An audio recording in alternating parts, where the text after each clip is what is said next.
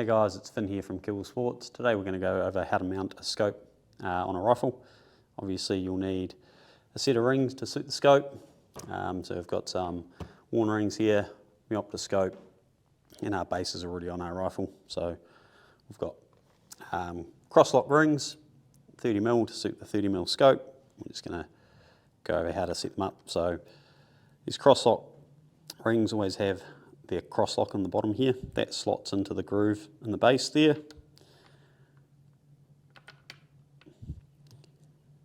In the box of the Warne rings it comes with a little Allen key tool like this with a Torx head on it. If you've got a little Torx wrench that you can use, that's always good. Most ring manufacturers like their rings to be tightened up to about 25 inch-pounds, I believe, but it always pays to check, and you can find that just Googling the ring manufacturer. They will have their own specs for their rings. What can happen if you over tighten them is you can actually crush the main tube of the scope, or you can bend the rings so they're not actually applying much tension onto the tube of the scope. So I've just tightened up the 4 screws on the back side of the rings here. I always like to put these on the opposite side to where the shell ejects. It doesn't really matter with these ones here, but with some of the quick detach rings, those quick detach knobs can get in the way of an ejecting round. So our scope's going to sit on here. What you want to try and do, like if you've got a rail, you want to push the rear ring back as far as you can go and the front ring as far forward as it can go. It just gives you a bigger surface, and if something does hit the end of the scope, this is further forward, it's got less room for the scope to bend. You'd have to hit it pretty hard. These scopes are pretty tough these days, but it always pays to do that. Now put our top caps on there. We're just going to put all the screws in and tighten them up just gently so we can move the scope around with a bit of tension so it's not sliding anywhere.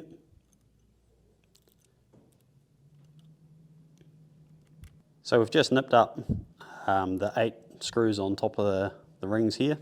So we've got enough so it requires a little bit of tension to move the scope around. At this point you can still slide it forward and back, and obviously twist it left to right. So you just want to get your customer, or if you're setting it up for the shop, to come and mount the rifle. You want to get the eye relief window right, so this one needs to go a little bit further forward for me. Like that there. If you're doing it for a customer, it's important to wind the scope magnification right up. The highest scope magnification will give you the shortest eye relief window. So just make sure when the scope's on full magnification that you or the customer can see clearly through the scope. So that's pretty good for me there. If you're doing it for a dial-up scope, it's important to level the scope. We don't have a scope leveling tool here today, but essentially it's just a level that you can place on top of the top cap, or you can take the cap off if it's not level and put it on the top of the turret. Some scopes don't have a flat surface, so you have to use the underneath with a bit of like tool steel or something like that. But this is pretty level for what we want to do today. So we're just going to go through and tighten these screws down.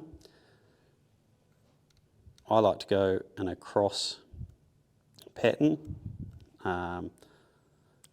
just so you're getting nice even pressure on the scope. What you don't want to do is screw or tighten these 2 screws up a lot so it's pinching metal on metal here. You want a little gap on each side of the ring.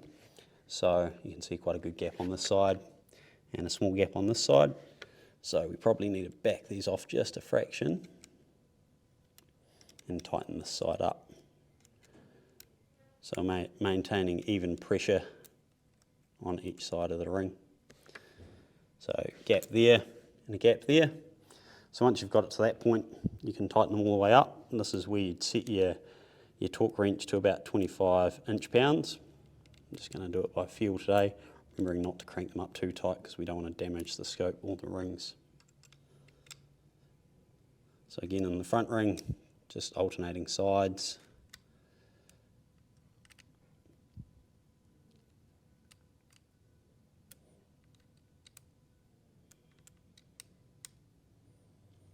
And then we're going to swap over and use the other end of the tool. Just tighten it up.